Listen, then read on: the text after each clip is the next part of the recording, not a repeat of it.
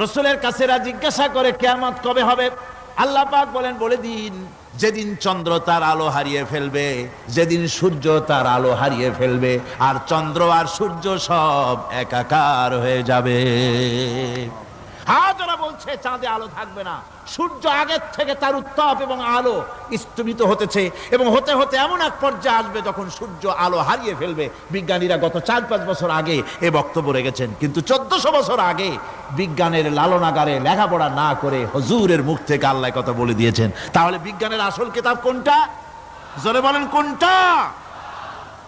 আল্লাহ পাক আরো বলেন, ইজা শামসু কুবিরাত ওয়া ইযান নুজুমুন কাদারাত ওয়া ইযাল জিবালু সুজ্জিরাত।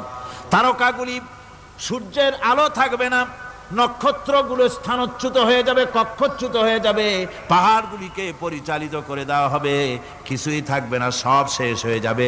বিজ্ঞানীরা আজ বলতেছে যে সব শেষ হয়ে যাবে, কিছুই থাকবে না, সব শেষ হবে। বিজ্ঞানীরা বলতেছেন, কোরআন অনেক আগে বলেছে, কুল্লু মান আলাইহা ফান ওয়া ইয়াবকা ওয়াজহু রাব্বিকা যুল জালালি ওয়াল ইকরাম।